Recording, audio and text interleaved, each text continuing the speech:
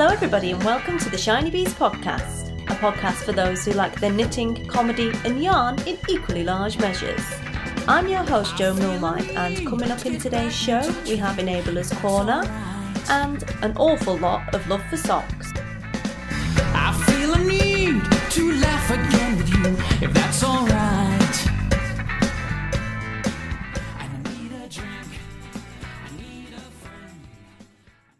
Hello everybody and welcome to episode 35 of the podcast. Today is Sunday the 15th of February. How are you all? I hope you've all been well since the last time I spoke to you, which was last Sunday but on Wednesday when the podcast was actually released. Episode 34, for those of you who haven't yet listened, was an interview with Kate Davies. And thank you to everyone who's got in touch or tweeted or sent messages on Ravelry or posted in the Ravelry group about this interview with Kate. I know she really appreciated hearing from you all as well as I did. I'm really glad that you all seemed to enjoy the interview, and it was a bit of an insight into Kate's world and how things are as a professional designer, and an insight into the fact that she's not at all Scottish. She's great fun. She was brilliant fun to interview. She's very funny lady to talk to, and we ended up chatting for a couple of hours actually around the interview about various different things. She was really brilliant fun. So if you haven't listened to that already, get yourself back to episode 34. Scrub this one for now. Episode 34 is where it's at, and I'll catch you later. If you are a new listener that's come across as a result of finding out about that interview, hope you will enjoy what you find in this show. And again, I'd like to say a big thank you to Kate for allowing me to have that interview. It was very, very enjoyable. So I was delighted also to find out today that she has some new bags. She's got some tote bags in shopkdd.com that the picture for which has been designed by Felicity Ford. She's drawn a drawing of all the different yokes in the book, Yokes, hand drawn, and that's then been printed onto a tote bag. So I'll be ordering a couple of those, I think, once I've finished with the podcast for today. So go over and have a little look at that. In other news, today for you we have Enabler's Corner. Very exciting Enabler's Corner, and we have a bumper sock surgery for your enjoyment, because we're at the end of our first month of the sock surgery and everyone is casting off. I'm not casting off. I'm still halfway down my first sock, and it isn't even the sock I was meant to be knitting for this one, because I'm a rebel. But Clare and Kate will be joining us again with a few tips for casting off your socks when you're finished. So grab yourself a big, massive brew and some cappuccino Swiss roll, and we'll crack on with the show.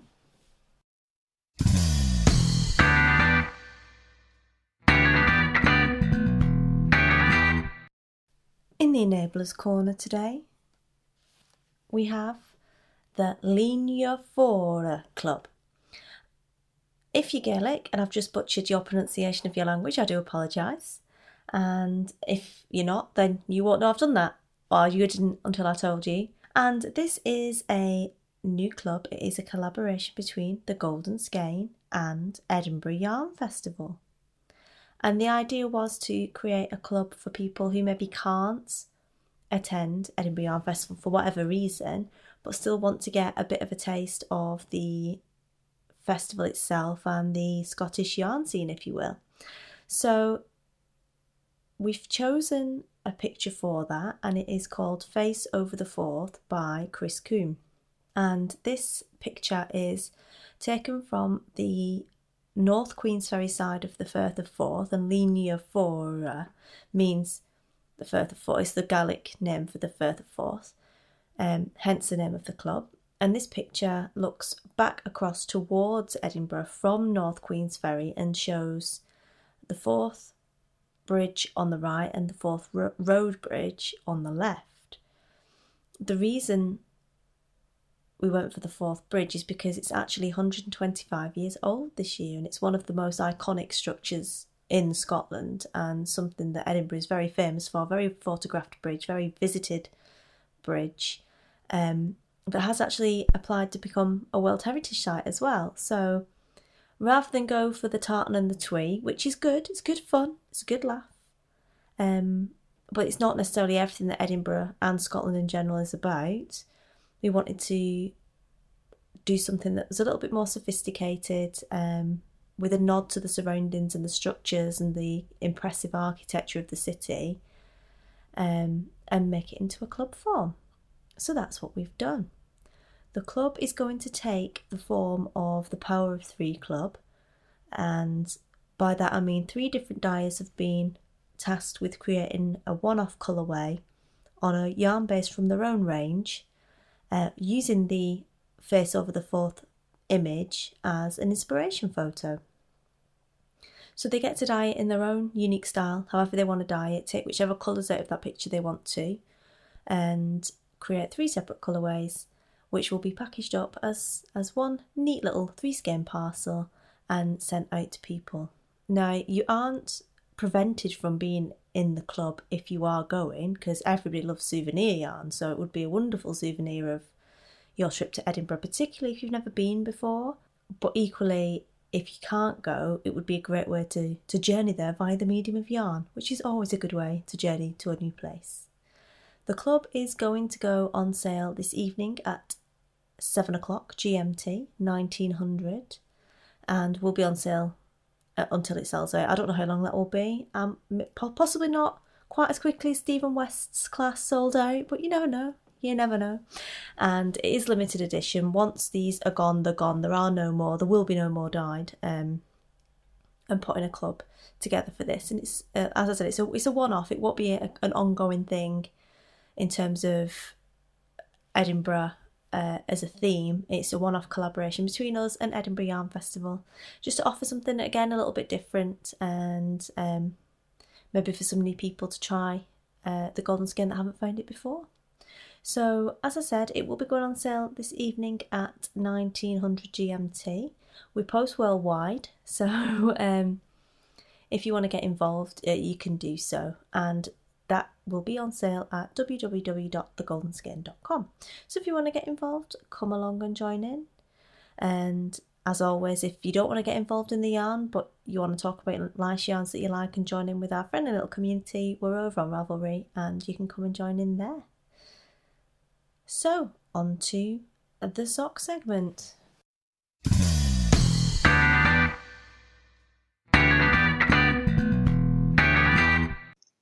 I'm delighted to be back again with my illustrious and wonderful co-hostesses, Kate and Claire, for another instalment of the Sock Surgery. Welcome both to the show again. Hello. Hello. I always try to time my hello so I don't say it at the same time as Kate, and I never succeed. I either stay really silent for ages and sound like a weirdo, or I say it at the same time. But I do try, so at least if people know that I'm trying, that would be good. Hello. Oh, it's funny, because Kate always does a hello like someone who comes and knocks on your side door and lets themselves in, but they have to announce that they've just let themselves in, so she goes, hello. Who has a side door? What's a side Everybody door? does. Is that some Northern England thing? I think it might be. Not the front door, the side door. Do you mean like a back door? Yeah, but it doesn't have to be right around the back. A lot of times it's on the side. Right. But really what you mean is a back door. She does. For us foreigners. I guess, but it's like a northern thing where you don't go through the front door of anyone's house, you always go around to like the side. I don't know what it's not like, you've got dirty feet or anything, but I suppose at one point you probably did have. Right. Front door's just for posh visitors and salesmen. Oh, okay. Wow. Okay. Interesting. There we go. Cultural education. Learn new things every day. Right. Kate, how are your socks coming on? Are you ready to cast up? Well, I wouldn't necessarily say that. I'm halfway down the foot of my second sock, so I have actually cast off the toe of my first sock from my winding way socks. Okay. But I had to look up a tutorial because I had no idea how to graft for toes. Okay, so good old Kitchener stitch. So you used Kitchener stitch then? Yes. Fantastic. And do you have any questions about casting off, except for having to look up good old Kitchener stitch? I think it's one of those where once you've done it a few times, it's okay, you can remember, but then when you come back to it, I think you need something to refresh. I understand the process to go through. I kind of end up with have a potential for a little knobbly bit right on the end, and I'm not sure if what I'm doing wrong that's potentially creating that, but I am trying to keep the tension quite even when I'm pulling through, not too tight. Mm-hmm. The little ear, I sometimes find a little ear. I just find that you can tuck that ear in when you weave in the ends, and that neats it up. But yes, I suppose in summary, for casting off the sock that everyone will have been knitting, probably. I say that because I'm sure that Jo is probably breaking all the rules and doing her own thing. But most of us who are law-abiding knitters are knitting top-down socks. So what we'll be doing is potentially grafting the toe. Now, if you're interested, I've just written a big article for the knitter all about toes. So there's lots and lots of discussion about toes that you could look up, because there are a number of different ways to finish your toe, which will change whether you're going to graft or cinch the toe at the end. But I'll leave that for you to read, and as soon as it's released, I will link it in the show notes and get Jo to put it up for you. But if you're going to be grafting, you're probably going to be using Kitchener stitch, and invented by Lord Kitchener himself to help the soldiers who were struggling with trench foot, because we used to seam socks. I can't even imagine having a seamed toe, but yes, folks, indeed, we used to seam toes, but seam no more. We now graft, which essentially is knitting with a darning needle, and it is a sort of a 4-step process. And as you said, Kate, it's the kind of thing that you just need to look up. I've got a photo tutorial about grafting, which I'll pop up on the website for everybody to see, and I'll put some links to video tutorials as well, because I know that people learn in different ways. But my biggest tip with grafting is to, instead of trying to match your tension all the way along, is to leave it quite loose as you go. And I sort of work my toe of an adult sock anyway in thirds, because I find it easier to tighten a section of stitches than I do to match a tension, because I find if I try to match it stitch by stitch, it can be too tight and it's very difficult to loosen it. It's much easier to tighten it up. So that would be my hint for grafting and for Kitchener stitch. And then in terms of other ways to finish the toe, you can also decrease your toe to a point if you have very pointy feet, or you're working at a type of toe that requires that. Are you laughing about pointy feet? Yes. Sorry. It's okay. I've actually got now in my head a picture of the witches, the Roald Dahl witches. But anyway, some people have pointier feet than others. I have very squat little square toes, but some people have longer, dainty feet and require a longer, daintier, pointier toe. And there you can actually just thread the yarn through the remaining stitches and pull it to secure it, as you would do a hat. So there are a couple of ways of finishing top-down socks. I wouldn't recommend seaming. If you can at all avoid seaming your toes, I think you should do that, because that's uncomfortable. And then I suppose we're on to toe-up socks, which we'll probably cover more in another episode. But just to talk a little bit about toe-up cast-offs, I don't know, have you knitted toe-up yet, Kate? I haven't, but my standard cast-off, which is kind of knit 2 stitches and then pull one over the top of the other off the needle and keep doing that, it is quite, well, not really tight, but I imagine it would be quite tight on an ankle. So I'm assuming there's a better way of doing it for socks. There are a couple of ways. There is Jenny's surprisingly stretchy bind-off, which seems to be the holy grail of bind-offs for many people with sock knitting. I personally don't get on with it. I find it can be a little frilly, but it is very stretchy, hence the name surprisingly stretchy bind-off.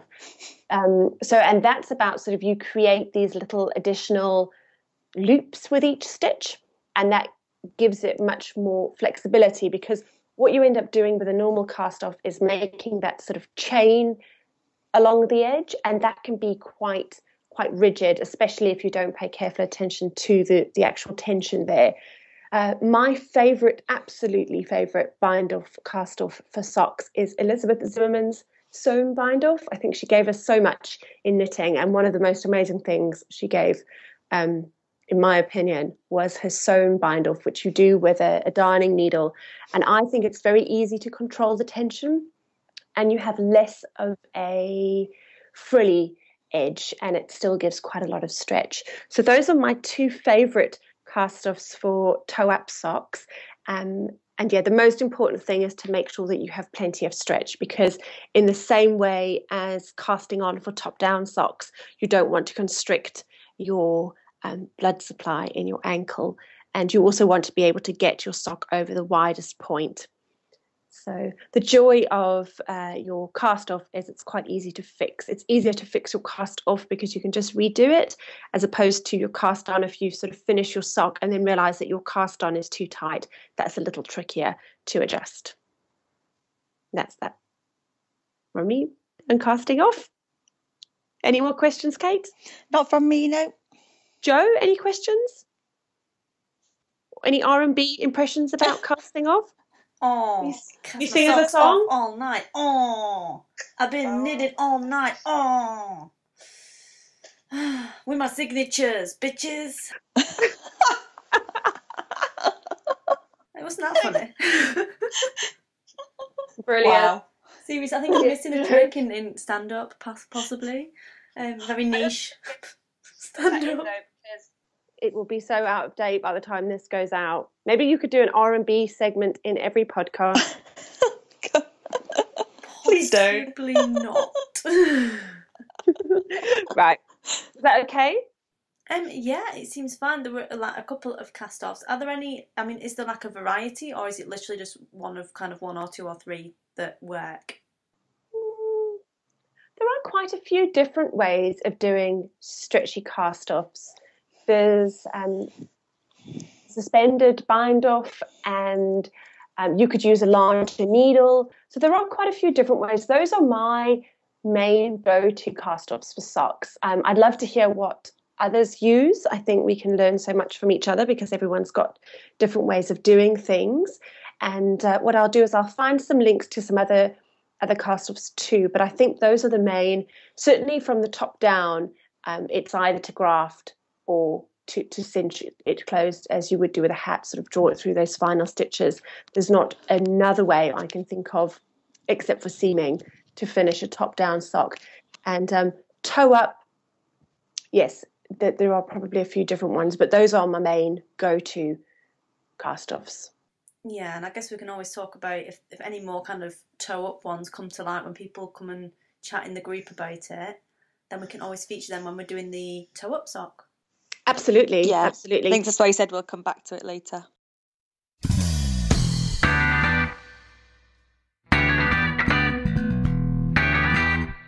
So Claire, we've got another question for you, and this one is from Poke to Goblin. Her question is, my question is about 2 at a time socks with magic loop. I've made 2 pairs of 2 at a time socks now, and both times when I've got to the heel, I have had to take them off the magic loop needles and put them on DPNs to do the heels and then put them back onto the magic loop needle. I couldn't figure out how to do the heels on magic loop. Both patterns happened to use a heel flap construction. Hi Jo, and thanks for the question. I have to be very honest before I answer this question and say that 2 at a time socks are not my favourite method of knitting socks. So if you sense a little bit of sort of animosity from me towards the technique, I do apologise, but at least I'm being upfront. I do like 2 at a time for sleeves, however, so I think there's a time and a place for all techniques. In terms of socks, I actually have to stand corrected because I've said many, many times to people who I've taught 2 at a time, the 2 at a time technique to, that you can't do 2 at a time with heel flap. And researching the answer to this question, I found out that there is a really good tutorial online for 2 at a time with a heel flap. I think it takes a little bit of manoeuvring, and as those of you who are familiar with the 2 at a time technique will know, it is all about manoeuvring, getting things in the right order, and then doing set steps in a set order to make sure that everything comes off the needles in the right way. So 2 at a time afterthought heels is really easy. You set it up, you knit 2 tubes to put into zip cords for your heels, and off you go to your toes, or the other way around, you do your toe up. And there's some great tutorials online for that, and I'll give Jo some links. 2 at a time short row heels is also reasonably straightforward. You do your legs or your feet, depending on which way you're going, and then you do the heel on one sock, the heel on the other sock, and you sort of finish them off like that. The heel flap seems to be pretty similar. I haven't knit them like this before. I always knit my socks 1 at a time. But basically the tutorial I've looked up seems to do the leg and then both heel flaps, and then you sort of pick up and join in a set, sort of a set way. And I'm not going to explain it because I just don't think without pictures it's going to work. But this tutorial has got great, really clear pictures, and I would urge you to have a look at that, and then please let me know how you find it. The other thing I'd say is I think 2 at a time is something that people use because it's quicker and easier. I find it quite tangly, but if you don't and you use it that way, I don't see anything wrong with taking it off to do the heels. If to do the heels 2 at a time, you're going to end up in a complete and utter tangle. It's kind of counterintuitive to me. It's not time saving, and I don't think there's anything wrong with taking your socks off, doing the heels, because that's the bit where you have to concentrate even when you're doing 1 at a time, popping them back on, and then doing the feet and the gusset decreases 2 at a time again. So have a go with the tutorial, but if it doesn't work, just take them off and do them on their own. Cool. I wasn't really sure. I might just take them off then. I'm a bit kind of path of least resistance. Maybe it's just a case that she wants to be able to do it all on one set of needles. Absolutely. And if you do, I think this tutorial looks great. It's really clear. Some tutorials on the internet often leave me sort of wanting more, but this one looks very clear. I haven't tried it, but I have read it. So give it a go. But I do think if you're finding it tangly or frustrating, or you're losing track of what you're doing, take them off, do them separately, and whip them back on, and it'll probably be much quicker than having loads of problems. But definitely take a look at this tutorial. It looks great. And Jo will give you the link in the show notes, but it is from a blog called Knit Better Socks. So bet you wish you thought of that one. Indeed. So yeah, it's quite an old tutorial from 2011, but I don't think that matters. So yeah, let me know how you get on, please. Super. Thanks, Claire. Thanks, and bring the questions coming. I will try to sort of chat in the forum, and I've been trying to chat with people on Twitter, but Jo and I will be picking these answers, and we'll be doing more in-depth answers via the podcast and the blog, which my blog is back up and running after a little hiatus while I played with technology.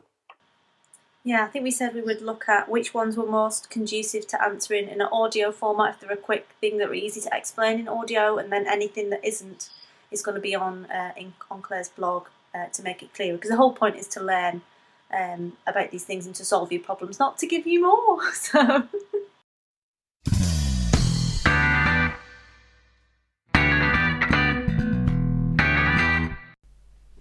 So I thought, as Kate is visiting me in Scotland at the moment, prior to us going to pod retreat, yay, on Wednesday via New Lanark, so a bit of a woolly week of it, that we would have a little bit of a chat about Kate's first sock in the sock surgery and how you found it. So how are you finding the whole learning to knit socks experience?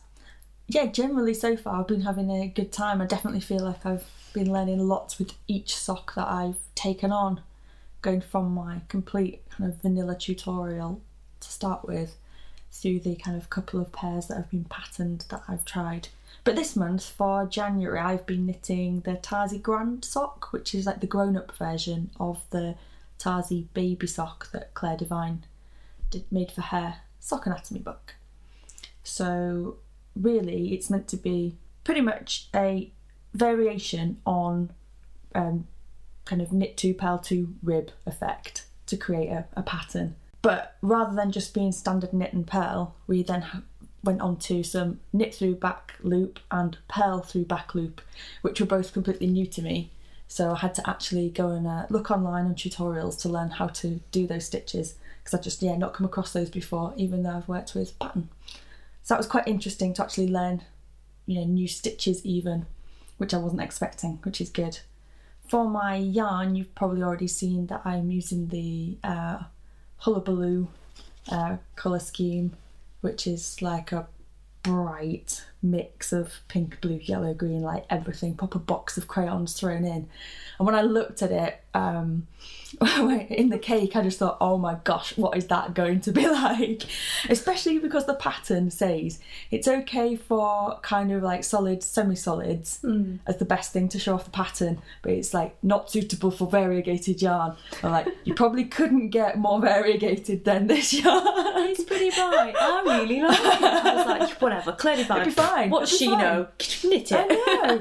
Yeah, so I was a little bit wary to start with. However, it's actually been like quite cool to see how, as I've worked down the sock, as I've gone through like different sets of stitches together, the different effects that I've got from the yarn. So kind of to start with, you can see the stripe, but it's not just kind of neat stripes because it's in rib.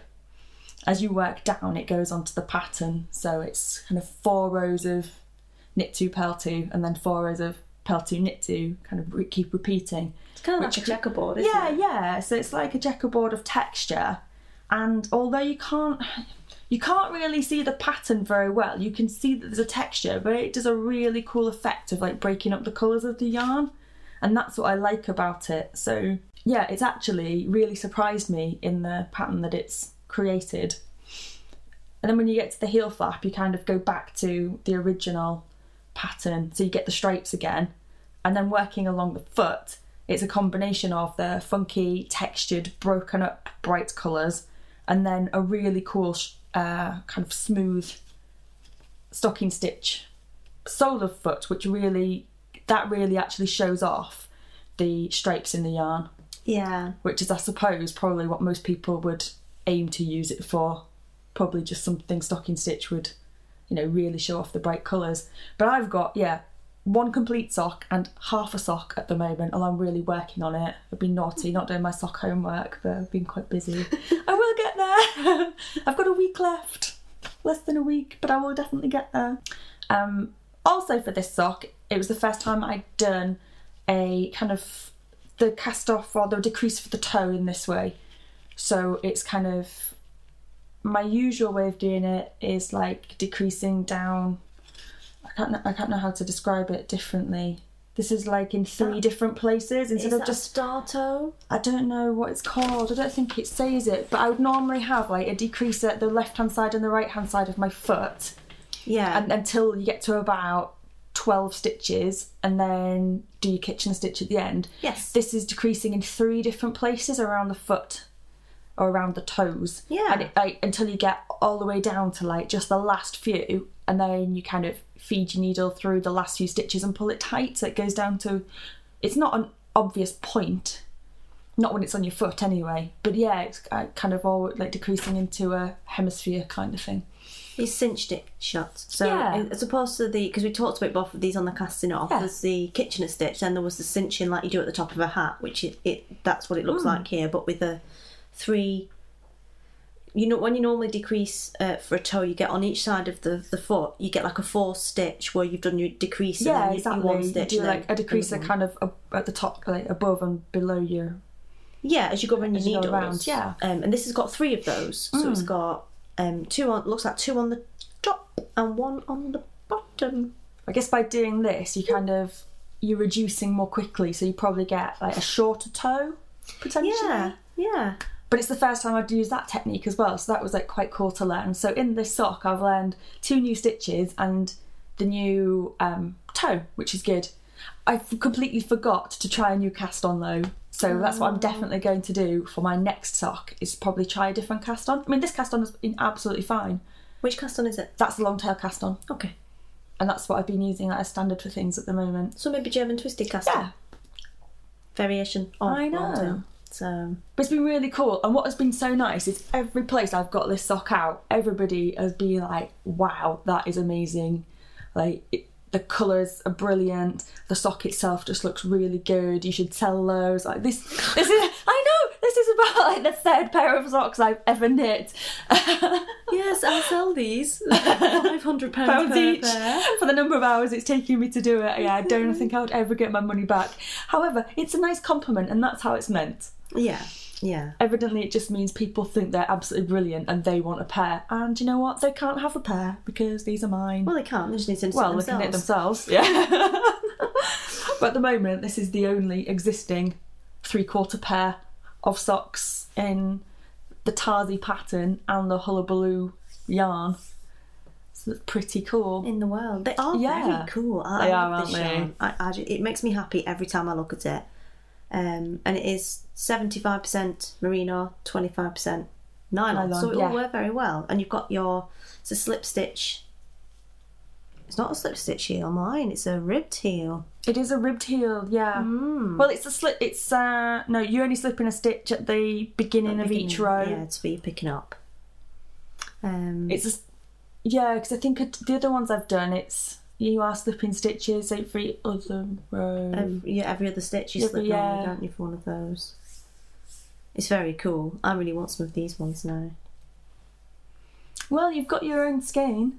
I do have my own skein that I skeined up for when I skeined this up for you. Yeah. I skeined that up. And we have a skein of this to give away this month as well to someone who's been taking part in the group and chatting away. Well, definitely. From the feedback I've been getting from the general public and at Knit Club, where everyone's just been oohing and eyeing around me, I think anybody who actually did win this skein would be in for a proper treat.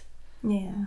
But then it's up to you whether you go for something plain to just have the stripes or, see the pattern. You should be able to see my pictures anyway, because I've been kind of feeding in pictures as I've been going along. So yeah, you look on the blog, there's probably some pictures if you want to see how my socks are coming along and the different patterns that I've got. Yeah, and you are Gingini on Instagram? I am... Or is it Gingini1? Gingini1, because someone was already Gingini, apparently. Who else would be Gingini? Yeah, how exactly. rude. I know. So don't follow Gingini, it might not have knitting. No, probably not. And you won't have those socks. It might be gin, but no knitting. Or jeans. Weird. Oh, cool. But we do still have some. The Golden Skein does still have some of the yarn available. If anyone does feel the need to buy any, there is some available. Everybody needs this in their life, actually. I just think if you're miserable and you put these socks on, you wouldn't be able to help but just be cheerful just by actually, like, getting them out of the sock drawer. Yeah. Because that's how I feel every time I get them out of my bag. And to be fair, you are not the kind of person that really goes for that sort of yarn or aesthetic at all. I'm a fairly muted person. Well, you're not a muted person. You have a muted taste in colours. You're not muted. Fair, I'm not. Muted person. Well, it depends if I'm in the room with you or not. Well, harsh. Nothing but banter. Oh, crazy. But I'm really liking them. Cool. Yeah, can't wait to have the second one finished so I can actually wear them. I was strolling around wearing one sock when I finished the first one, as you do. Totally. You know, you have to see that it works. Exactly. Hashtag EYF wardrobe. Mm-hmm. You're going to need some shoes to show off your socks. Oh my gosh. Crazy. I can probably do that. Yeah, be good. Lovely. So the next sock you're going to be doing is toe up. It is. I don't know what pattern I'm supposed to knit for this one though. I'll have to pick one, I think. I know. Yeah. And some yarn. Some plain yarn next time. Nothing too exciting. Yeah, I think you've had enough excitement for 1 month. Okay. Yeah. And then after that we've got a stripy yarn. I know. It looks pretty cool. For the afterthought one, yeah. It's arrived. It's very cool. So toe up, I've never knitted a toe up sock. So February's going to be new even as I cast, well, with my new cast on, and then, oh no, I can't use my new cast on for that if I'm doing toe up, can I? No, because it's a... However, then when we get to March with the stripy and the afterthought heel, it will be new cast on for the cuff and it will be new heel for me. So yeah. I already know I'm going to be learning like several new things over the course of the next 2 months. So lots to look forward to. Yeah. Awesome. Well, thank you. And if you're going to Edinburgh Yarn Festival, you will see Kate. She'll be in the sock surgery and generally accompanying. I will be. Be on yarny adventures for the whole weekend, so come and say hello. I'll probably be carrying your purchases or something, or your purse and your rest of your stuff, as usual. Everyone makes it like I'm some proper dictator, like you and Claire Divine are carrying me around on one of those chairs, you know, where they have the slaves and you sit on the chair. That's pretty much how it is. That is not what happens. It's absolutely not what happens. You can't make it up. I know. I might actually get one. I wonder if you'd bound to be able to hire one in Edinburgh. Or maybe one of those like rickshaws and you and Claire can bike round because she's good at cycling. Just get an elephant from the zoo while you're at it. Yeah, or a rhino perhaps. Cool, well I think on that cheery note we better go and have some more fondant fancies. Yes, that's a great idea. More tea. Yes, thank you, Kate.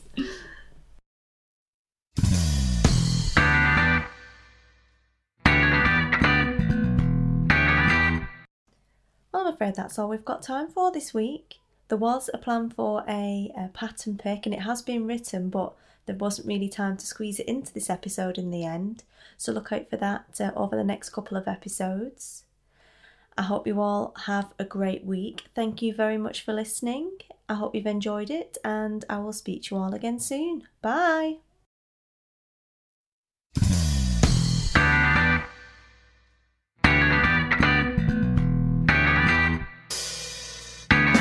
You've been listening to the Shiny Bees podcast, a podcast for those who like their yarn, knitting and comedy in equally large measures. If you'd like to get in contact, you can do so via the blog, where you can find full show notes every week at www.shinybees.com. I'm Shiny Bees on Ravelry, Instagram, Twitter, Facebook and Pinterest. Or you can contact me at shinybeesinfo@gmail.com.